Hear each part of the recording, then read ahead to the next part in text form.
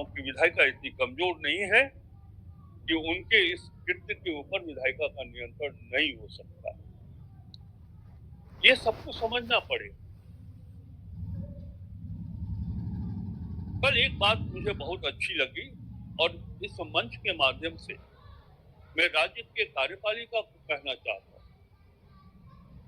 हालांकि कुछ हमारे माननीय सदस्यों ने उसको दूसरे रूप में लिया।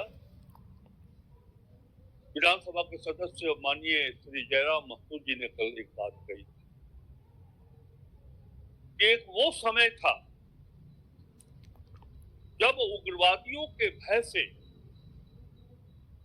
अंचल, थाना, प्रखंड नियंत्रित होता था।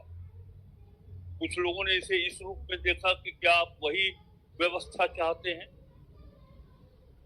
मैं समझता हूं कि इसके पीछे ये सोच थी कि यदि विधायिका की प्रणाली कमजोर होगी तो फिर से उग्रवाद की प्रणाली मजबूत हो जाएगी झारखंड के ग्रामीण क्षेत्रों में। और इसीलिए मैंने कहा कि इस मंच से हम कार्यपालिका को भी कहते हैं कि हमारी संस्कृति इतनी आदर्शपूर्ण होनी चाहिए और विधायिका भी अपनी जिम्मेवारी को समझे। हमारे यहाँ जो व्यवस्था है वो प्रत्यक्ष शासन व्यवस्था है। जनता हमें चुनती, हम सरकार को चुनते। तो इसका मतलब ये नहीं कि हमारी जिम्मेवारी खत्म हो गई। आप अपनी विधायी शक्ति को जान लीजिए, लेकिन उस लोकतांत्रिक व्यवस्था के दायरे में रह करके कोई हिंसक सोच नहीं रखनी है। इतनी सारी शक्ति है, प्रिविलेज है, कॉल अटेंशन है, 0 आवर है, और जो घेरा है उससे बाहर तो जा नहीं सकता।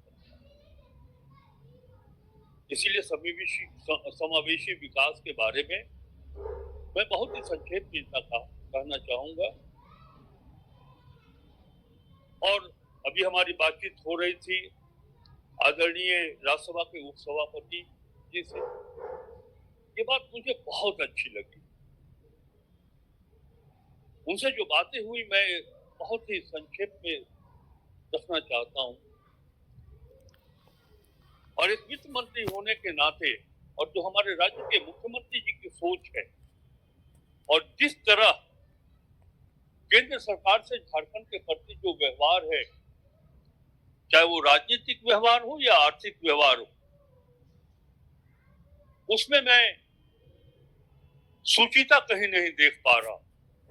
और तब उन्होंने कहा कि राधा कृष्ण जी, विश्व का कोई भी देश अगर आर्थिक रूप से मजबूत नहीं है तो वैसे देश को पूछने वाला कोई नहीं रहता है।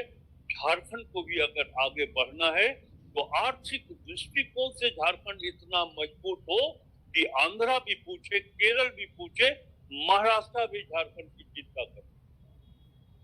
और मैं इस मंच को विश्वास दिलाना चाहता हूं कि माननीय मुख्यमंत्री जी के नेतृत्व में और एक वित्त मंत्री होने के नाते हम सबों का ये प्रयास है, हम सब इसके लिए कृत संकल्पित हैं कि हम अपने राज्य के आर्थिक स्रोत को बढ़ा करके कैसे इस राज्य का समावेशी विकास करें, ये इसके लिए हम प्रतिबद्ध।